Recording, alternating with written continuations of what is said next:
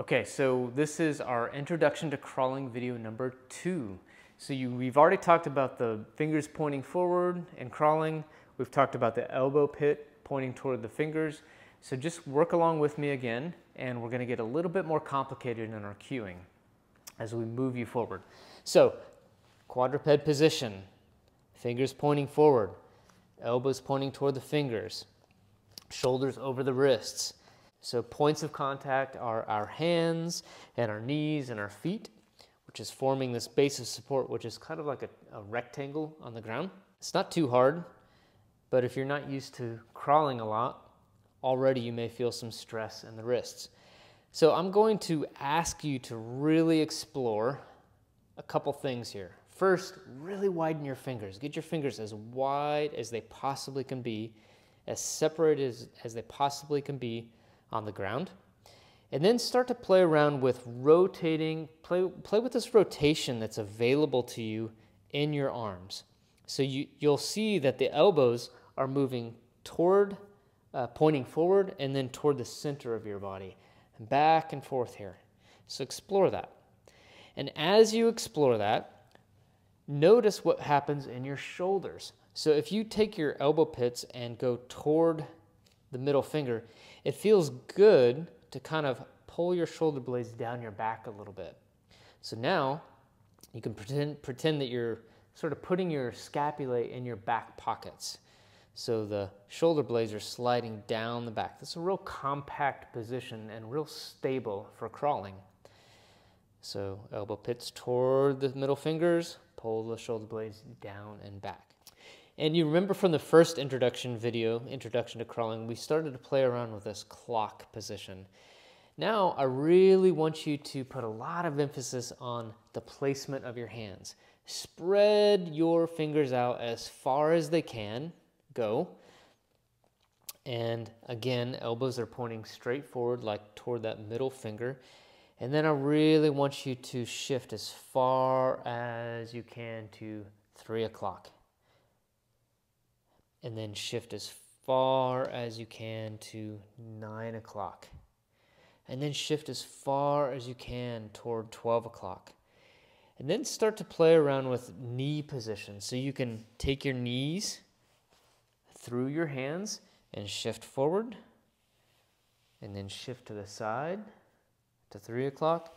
And then shift to the side to 9 o'clock. Remember, elbows are staying as extended as possible. Shift your knees back a little further. We go to 3 o'clock, 9 o'clock, 12 o'clock. And then shift your knees way back. Shift to 12 o'clock, 3 o'clock, 9 o'clock. Man, that's a lot on the wrists, isn't it? So we're just getting your wrists ready for more crawling. Come into this wrist rest position. Just to decompress. We did this in the last video too.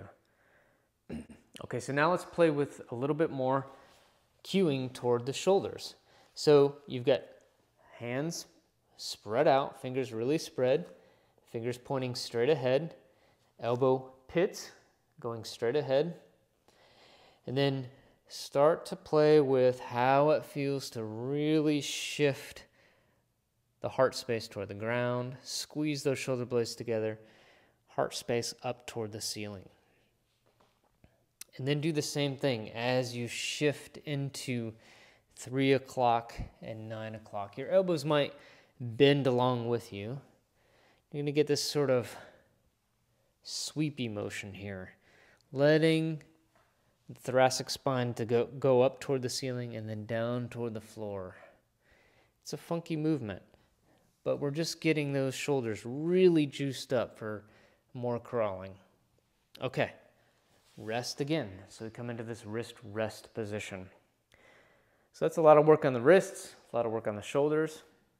Now let's get into suspending the knees off the ground a little bit more.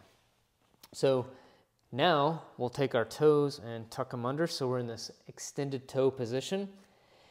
And then I want you to draw that belly button toward the spine, like we did in the last video, and then suspend the knees off the ground, and suspend them only so far as you could slip a piece of paper under the knees, and then back down, okay? And then rest. So we come into wrist rest position. Now let's shift the focus to your spine a little bit. We already talked about that heart space. So try to find what is neutral there again, and we'll give you a little bit more on that in just a bit.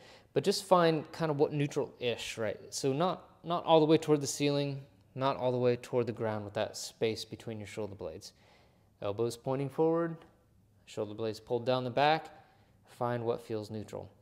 Then let's shift the focus to your lumbar spine. Round your lumbar spine up toward the ceiling and then round it down so that it's extended toward the ground. Sort of a cat-cow, but not including the thoracic spine, because we've kind of already set this heart space here. So kind of keep that where it is and work with how can I find a neutral-ish position in my lumbar spine. Remember, the hips are right over the knees. Now, if you need a rest, come into this wrist rest position so we can sort of decompress the wrists. And then let's go back into that.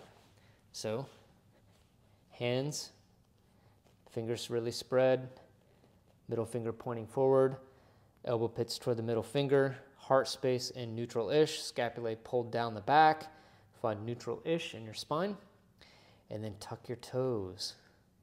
So now let's move it up a level.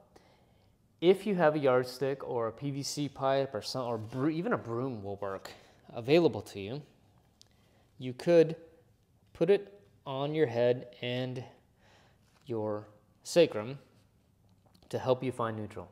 If you don't have this available to you, no big deal. Even the visual on the video will help you find neutral.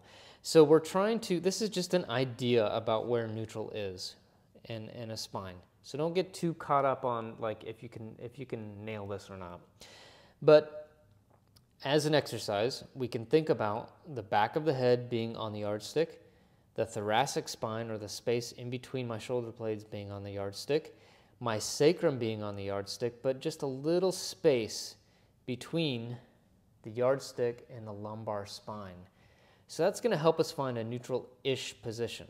Something else that will help is drawing the belly button toward the spine. So try to find this either with a yardstick or a broomstick or a PVC pipe or without. Find this position. And then from there, remember belly button toward the spine, I want you to slightly suspend your knees off the ground. And that's it for our introduction to quadruped or crawling position video number 2. In the next video, we'll move on and we'll start to actually progress to where we're actually crawling along the ground.